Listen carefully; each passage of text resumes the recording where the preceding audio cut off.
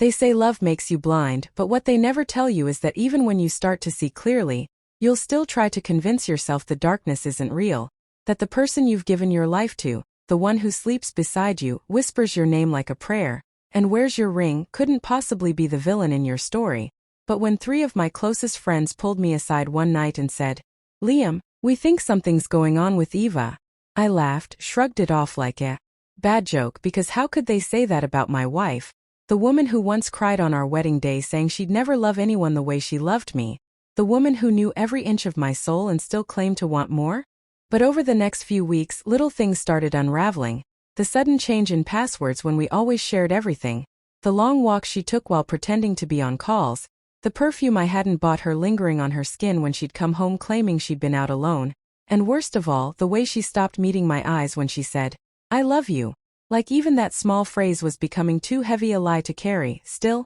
I told myself I was overthinking, that my friends were wrong, that maybe Eva was just stressed, distant, needing space. But the seed of doubt they planted grew into a monster I couldn't ignore, and so I did what no husband should ever have to do. I set a trap, not because I didn't love her, but because I needed to know if the love I thought we shared had already been replaced by deception. And so with a heavy heart, I told her I'd be away for the weekend on a company retreat, booked a fake trip, packed a suitcase, kissed her goodbye, and walked out the door, only to circle back 2 hours later and quietly return through the basement entrance I never used, hiding in the house I once felt safest in, with a camera I had hidden days before in our living room, and my heart in my throat as I waited in silence for either relief or ruin. And when the front door opened at 6:42 p.m. and Eva stepped inside with a man I had never seen before, laughing, her hand already sliding down his chest before she'd even shut the door, I felt my world fracture, not because she cheated,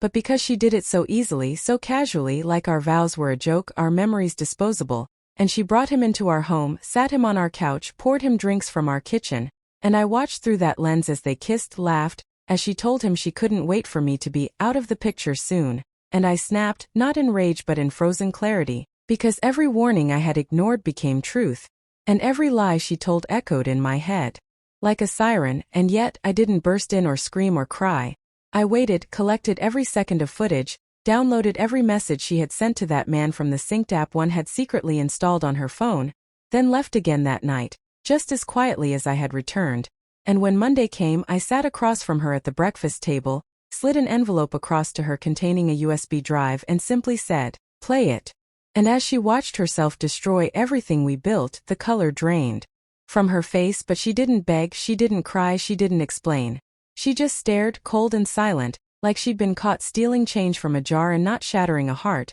And when she finally spoke, it wasn't with guilt or shame but with something like annoyance, as if I'd inconvenienced her plans. And that was when I knew she had checked out of our marriage long before I ever suspected. And I walked out, filed for divorce, blocked her from everything. And as the weeks turned into months, she tried to reach out. Sometimes angry, sometimes weeping, sometimes pretending none of it happened. But I never responded, because the man I was when I trusted her died the moment she smiled in that stranger's arms in the living room where we once danced on anniversaries. And though my heart still aches for the version of her that once held me like I was her world, I know now that what we had was real only to me, that love shouldn't need traps and proof to survive, and that sometimes the greatest strength isn't staying, but choosing to leave when the truth hurts more than the lies ever did.